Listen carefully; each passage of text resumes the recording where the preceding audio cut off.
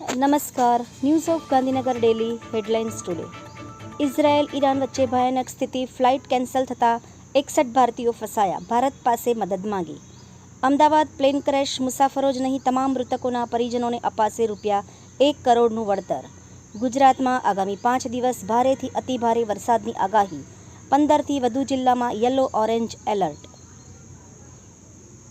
અમદાવાદ વિમાન દુર્ઘટનામાં cabinet crew મનીષાએ ગુમાવ્યો જાન।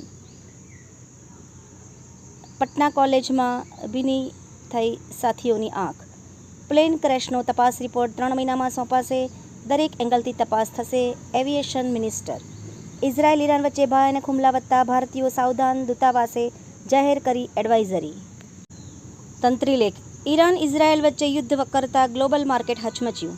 ફ્લાઇટ ક્રેશ થયા બાદ વીમા કંપનીઓ સમક્ષ $150 મિલિયન દાવા કરાશે। ક્રૂડ તેલમાં $10નો સ્પ્રિંગ જેવો ઉછાળો, ઇમ્પોર્ટ બિલ વધતા વેપાર ખાદ્ય કરશે। વડોદરા કોર્પોરેશનમાં 19 ઇજનેરોની સામૂહિક બદલીથી ચર્ચાનો વિષય।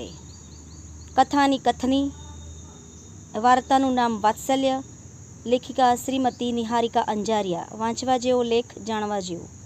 ઊંઝા બીપી બ્રહ્મભટ્ટ કોલેજમાં આર્મી બ્રિગેડિયરની મુલાકાત। એનસીસી યુનિટની તપાસણી માટે બ્રિગેડિયર એમવી નાથ અને ટીમે કરી મુલાકાત। એનઓજી સાહિત્ય સરિતા ગ્રુપ, વિષય ફાધર્સ ડે, એના ઉપર સર્જકોની ખૂબ જ સુંદર વિવિધ સ્વરચિત રચનાઓ।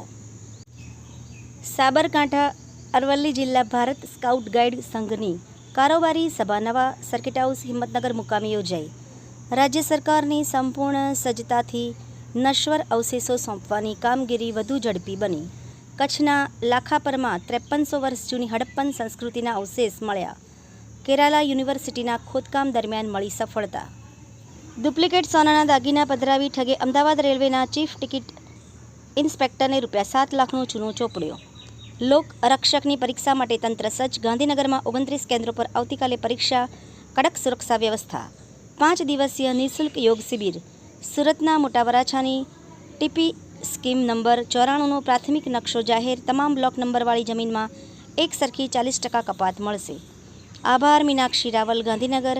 ન્યૂઝ ઓફ ગાંધીનગર દૈનિક જન ફરિયાદ ન્યૂઝ।